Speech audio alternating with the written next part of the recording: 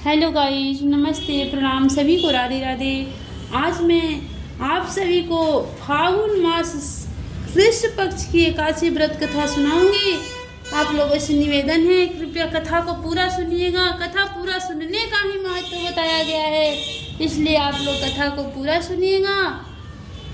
प्रेम से बोलिए राधे कृष्ण भगवान की जय, विष्णु भगवान की जय।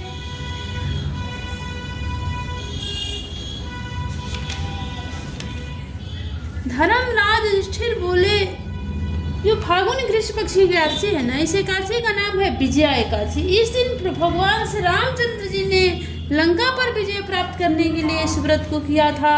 तो इसलिए किसी को भी किसी काम के लिए, किसी कार्य के लिए अगर विजय को प्राप्त करना है तो इस विजया एकादशी का व्रत जरूर करें, प्रेम पूर्वक, श्रद्धा पूर्वक जरूर करें और आपकी विजय की प्राप्ति जरूर होगी।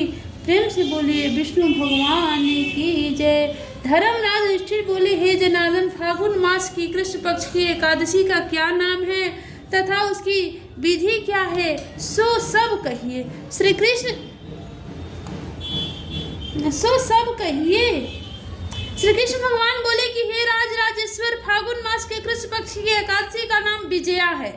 उसके व्रत के प्रभाव से मनुष्य को विजय मिलती है। इस विजया एकादशी के महात्म के सुनने और पढ़ने से समस्त पाप नष्ट हो जाते हैं। एक समय देवर्षि नारद ने जगत पिता ब्रह्मा जी से पूछा कि ब्रह्मा जी, आप मुझे फागुन मास के कृष्ण पक्ष की विजया नाम एकादशी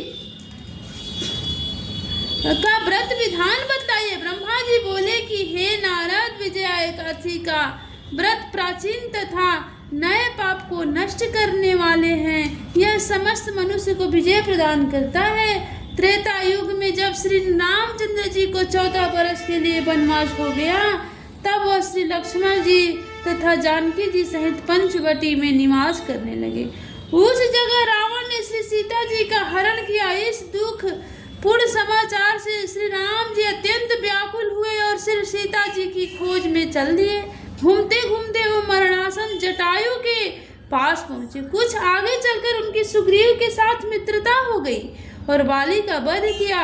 श्री हनुमान जी ने लंका में जाकर सीता जी का पता लगाया। वहां से लौटकर हनुमान जी श्री रामचंद्र जी के पास आए और सब समाचार कहे। श्री रामचंद्र जी ने सुग्रीव की संपत्ति लेकर वानरों भालुओं के सेना सहित लंका प्रस्थान किया। जब श्री रामचंद्र जी समुद्र के किनारे पहुंच गए, तब उन्होंने महान अगाध मगरमच्छों से युक्त समुद्र को देखा। श्री लक्ष्मण जी से कहा, हे लक्ष्मण, समुद्र को हम किस प्रकार पार कर सकेंगे? श्री लक्ष्मण जी बोले, हे राम जी, यहाँ से करीब आधा योजन दूरी पर कुमारी द्वीप पर बकदालभ नाम के मुनि रहते हैं। आप उनके पास जाकर इसका उपाय पूछिए। लक्ष्मण जी के वचनों को सुनकर श्री रामचंद्र जी बकदालभ ऋषि के पास गए और उनको प्रणाम करके बैठ गए। मुनि ने उनसे पूछा, हे राम जी, आप कहाँ से पधारे हैं? श्री राम जी बोले, हे महर्षि, मैं आपकी सेना सहित यहाँ आया हूँ और राक्षसों को जीतने लंका जा रहा हूँ। आप कृपा कर समुद्र पार करने का कोई उपाय बतलाइए।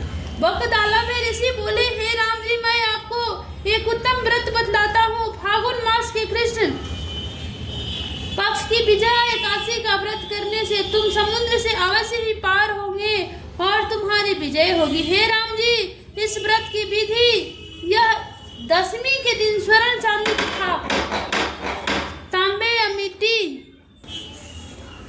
उसे जल को, इस व्रत की विधि दशमी के दिन स्वर्ण चांदी तांबा या मिट्टी का एक घड़ा बनावे, उससे घड़े को जल से भरकर तथा उस पर पंच पलो रखकर वेदी तथा स्थापित करे। घड़े के नीचे 7 अनाज मिले हुए, ऊपर जौ रखे, उस पर श्री नारायण भगवान की स्वर्ण प्रतिमा स्थापित करें। एकादशी के दिन भगवान आदि नित्य क्रम से निर्भीत होकर धूप दीप नैवेद्य नारियल आदि से भोग भगवान की पूजा करके वह दिन भक्ति पूर्वक घड़े के सामने व्यतीत करें और रात्रि को भी उसी तरह बैठे रहकर जागरण करना चाहिए। द्वादशी के दिन नदी या तालाब के किनारे स्नान आदि से निर्भीत होकर उस घड़े को ब्राह्मण को दे देना चाहिए। हे राम, यदि तुम इस व्रत को सेनापतियों के साथ करोगे तो अवश्य ही विजय होगे।